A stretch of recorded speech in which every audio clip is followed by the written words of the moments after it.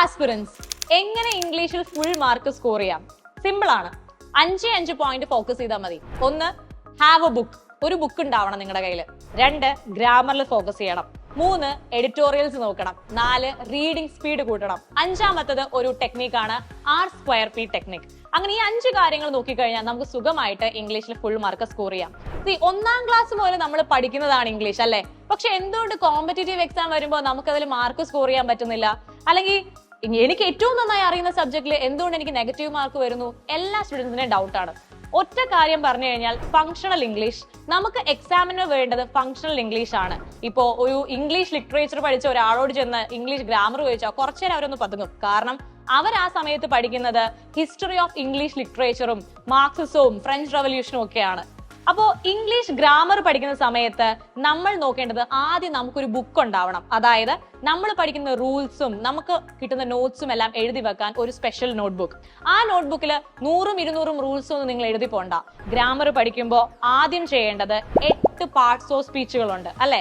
അതിൽ ഓരോന്നും എടുക്കുക. നൗൺ എടുക്കുക. നൗണില് എക്സാം ക്രാക്ക് ചെയ്യാനായിട്ട് എത്ര ക്വസ്റ്റ്യൻസ് വരും, ആ ക്വസ്റ്റ്യൻസിന് വേണ്ട റൂൾസ് ഏതൊക്കെ, ആ റൂൾസ് മാത്രം എഴുതി പോവുക. പ്രോനൗൺ എടുക്കുക, പ്രോനൗണിന്റെ റൂൾസ്. അഡ്ജക്റ്റീവ് എടുക്കുക, അഡ്ജക്റ്റീവിന്റെ റൂൾസ്. അങ്ങനെ ഓരോന്നിനും ആവശ്യമായ റൂൾസ് മാത്രം എഴുതി വെക്കുക.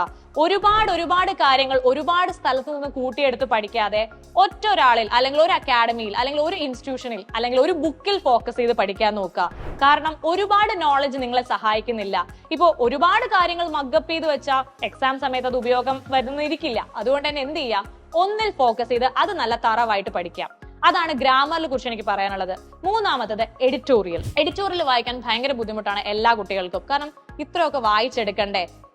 ഒരു പേപ്പറിൽ വരുന്ന എല്ലാ എഡിറ്റോറിയലും വായിക്കണം എന്ന് ഞാൻ പറയില്ല. പക്ഷെ ഒരെണ്ണം നിങ്ങൾക്ക് വായിക്കാൻ പറ്റും. ദിവസവും കുറച്ച് സമയം അതിനുവേണ്ടി മാറ്റിവെച്ച് എഡിറ്റോറിയൽ വായിക്കുമ്പോൾ ഒരു പെൻസിൽ കയ്യിൽ കരുതുക. എന്നിട്ട് നിങ്ങൾ വായിച്ചു പോകുന്ന വേർഡ്സ് നിങ്ങൾ നോക്കുക. എല്ലാ വേർഡ്സും നിങ്ങൾക്ക് അറിയാതിരിക്കില്ലല്ലോ. സിമ്പിൾ ആയിട്ടുള്ള വേർഡ്സ് വിടുക. ഒരല്പം ടഫായി ഫീൽ ചെയ്യുന്ന വേർഡ്സ് എന്ത് ചെയ്യുക, അണ്ടർലൈൻ ചെയ്യുക. ആ വേർഡ്സിനെ മാത്രം ഒരു നോട്ട്ബുക്കിലേക്ക്, ഞാൻ നേരത്തെ പറഞ്ഞു ആ ബുക്കിന്റെ കാര്യം മറക്കരുത്, ആ ബുക്കിലേക്ക് എഴുതി വെക്കുക. അതിന്റെ മീനിങ്, ആന്റണിം, സിനണിംസ് എല്ലാം ആഡ് ചെയ്ത് പോവുക. അങ്ങനെ ചെയ്യുമ്പോൾ നിങ്ങൾക്ക് എളുപ്പം വേർഡ്സ് ഓർത്തു വെക്കാനും പഠിക്കാനും സാധിക്കും. ഇടയ്ക്ക് വീക്ക്ലി അതൊന്ന് റിവൈസ് ചെയ്താൽ മാത്രം മതി. ഇപ്പോഴും ഞാൻ അങ്ങനെ ചെയ്യുന്നുണ്ട്. ഞാൻ പഠിപ്പിക്കുന്ന കുട്ടികൾക്ക് എല്ലാവർക്കും ഞാൻ ഇത് ഷെയർ ചെയ്ത് കൊടുക്കാറുണ്ട്. കാരണം ആ ടെക്നിക്ക് എന്നെ ഒരുപാടധികം വേർഡ്സിൽ ഇംപ്രൂവ് ചെയ്യാൻ ഹെൽപ്പ് ചെയ്തിട്ടുണ്ട്. അങ്ങനെയാണെങ്കിൽ നമുക്ക് 4ാമത്തെ കാര്യത്തിലേക്ക് പോവാം. Reading speed. ഒരു മനുഷ്യന് 260 വാക്ക് 1 മിനിറ്റിൽ വായിക്കാൻ പറ്റും എന്ന് പറഞ്ഞാൽ വിശ്വാസം വരുന്നില്ല? എങ്കിൽ വിശ്വസിച്ചേ പറ്റൂ. കാരണം ഫിംഗർ ഫോക്കസ് റീഡിംഗ്, അതായത് വായിക്കുന്ന സമയത്ത് വിരൽ വാക്കുകളിലൂടെ ഓടിച്ചു വായിക്കുക. അങ്ങനെയെങ്കിൽ 1 മിനിറ്റിൽ 260 വാക്കുകൾ നിങ്ങൾക്ക് വായിക്കാനായിട്ട് സാധിക്കും. അത് നിങ്ങളുടെ റീഡിംഗ് സ്പീഡ് കൂട്ടും. റീഡിംഗ് സ്പീഡ് കൂട്ടാനായിട്ട് എഡിറ്റോറിയൽ മാത്രം വായിക്കണമെന്ന് ഞാൻ പറയില്ല. നിങ്ങൾക്ക് നല്ല സെൽഫ് ഹെൽപ്പ് ബുക്കുകൾ വായിക്കാം. റോബിൻ ശർമ്മയുടെ 5 AM ക്ലബ്, അല്ലെങ്കിൽ ജെയിംസ് ക്ലിയറിന്റെ അറ്റോമിക് ഹാബിറ്റ്സ്, അങ്ങനെ ആൽക്കമിസ്റ്റ്, പൗലോ കൊയ്ലോയുടെ ആൽക്കമിസ്റ്റ്, ഇങ്ങനെയുള്ള പല ബുക്കുകളും. ഇതുപോലെ നിങ്ങൾക്കറിയുന്ന നല്ല സെൽഫ് ഹെൽപ്പ് ബുക്കുകൾ നിങ്ങൾ താഴെ കമന്റ് ചെയ്യുക. ഒരുപാട് സെൽഫ് ഹെൽപ്പ് ബുക്ക് വായിക്കണം എന്ന് പറയില്ല. ദിവസവും ഒരു 30 മിനിറ്റ് മാറ്റി വെക്കാം.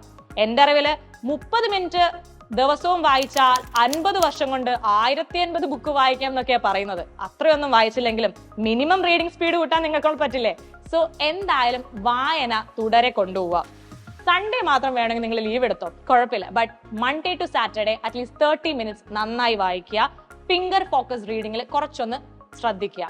സോ 260 വേർഡ് പെർ മിനിറ്റ് ആണ് നമ്മുടെ ലക്ഷ്യം. ഇനി ലാസ്റ്റ് പോയിന്റ്, അതായത് ആ R²P ടെക്നിക് വേറൊന്നുമല്ല, റീഡ്, റിവൈസ് ആൻഡ് പ്രാക്ടീസ്. വായിക്കാനും വായനയുടെ വേഗത കൂട്ടാനും പറഞ്ഞത് എനിക്ക് നിങ്ങളോട് പറയാനുള്ളത് പ്രാക്ടീസ് ചെയ്യാനാണ്. ഗൂഗിളിൽ വെറുതെ സെർച്ച് ചെയ്ത് ഒരുപാട് ക്വസ്റ്റ്യൻസ് എടുക്കണ്ട.